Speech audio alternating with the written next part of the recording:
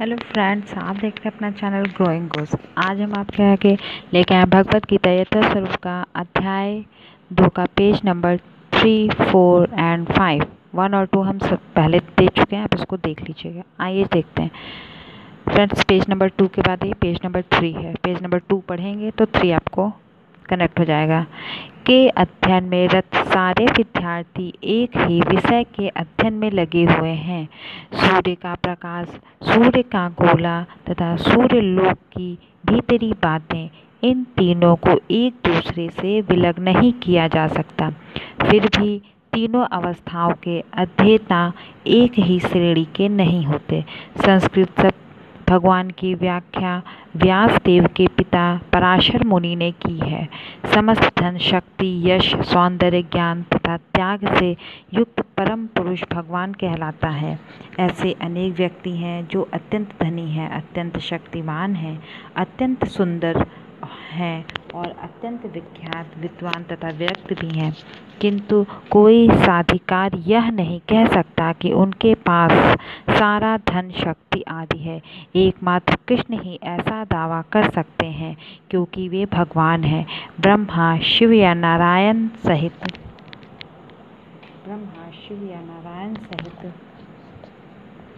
कोई भी जीव कृष्ण के समान पूर्ण ऐश्वर्यवान नहीं है।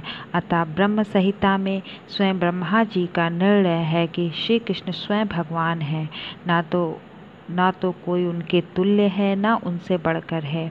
वे आदि स्वामी या भगवान है, गोविंद रूप में जाने जाते हैं और समस्त कारणों के परम कारण हैं।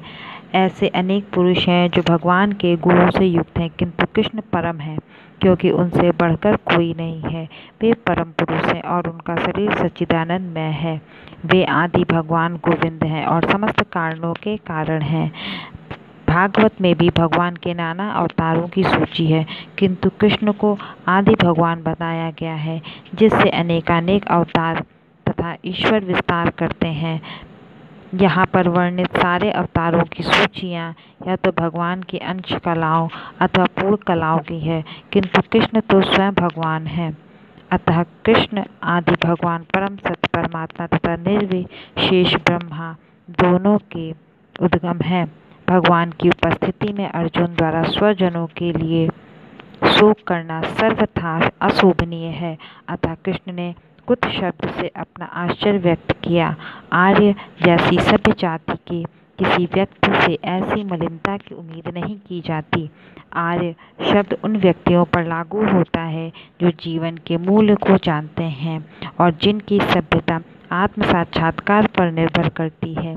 देहात्म बुद्धि से प्रेरित मनुष्य को यह ज्ञान नहीं रहता कि जीव का उद्देश्य परम सत्य है, पर विष्णु या भगवान का साक्षात्कार है। वे तो भौतिक जगत के बाह्य स्वरूप से मोहित हो जाते हैं।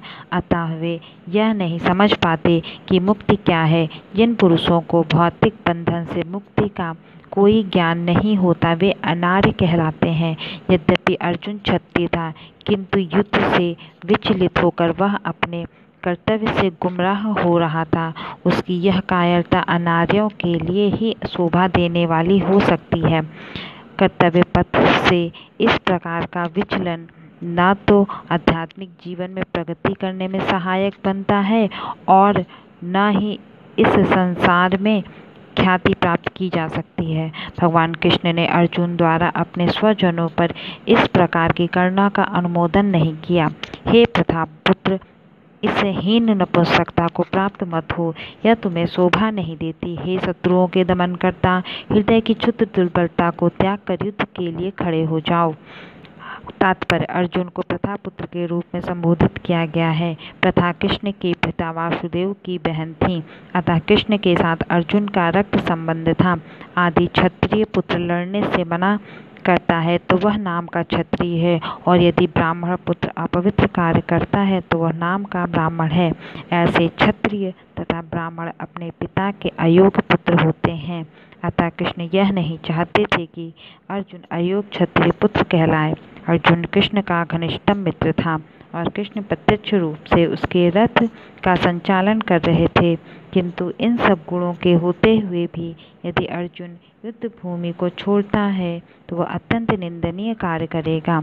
अतः कृष्ण ने कहा कि ऐसी प्रवृत्ति अर्जुन के व्यक्तित्व को शोभा नहीं देती।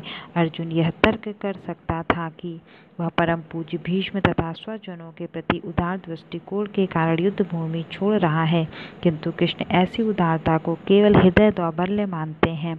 ऐसी झूठी उदारता का अनुमोदन एक भी शास्त्र नहीं करता।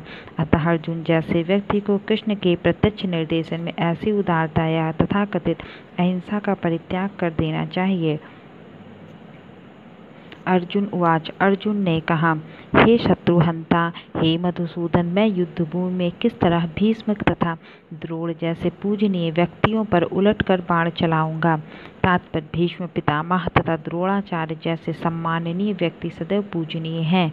यदि वे आक्रामक भी करें तो उन पर पलटकर आक्रमण नहीं करना चाहिए। यह सामान्य शिष्टाचार है कि गुरुजनों से वाग युद्ध भी न किया जाए। यहाँ तक कि यदि कभी वे रुक्ष व्यवहार करें तो उनके साथ रुक्ष व्यवहार न किया जाए। तो फिर भला अर्जुन उन पर बाण कैसे छोड़ सकता था? क्या कृष्ण कभी अपने पितामह नाना उग्रसेन या अपने आचार्य सांदीप मुनि पर हाथ चला सकते थे?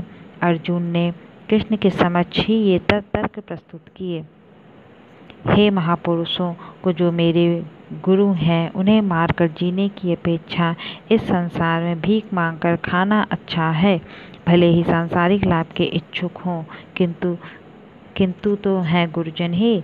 यदि इनका वध होता है तो हमारे द्वारा भोग प्रत्येक वस्तु इनके रक्त से सनी होगी। तात्पर्य, शास्त्रों के अनुसार ऐसा गुरु जो नित्य कर्म में रत हो और जो विवेक शून्य हो, वो त्याज्य है। दुर्योधन से आर्थिक सहायता लेने के कारण भीष्म तथा द्रोण उसका। फ्रेंड्स, से हमारा पेज नंबर 3, 4, 5 कंप्लीट होता है। नेक्स्ट पेज हम आपके आगे लेके हाजिर होते हैं बहुत जल्द।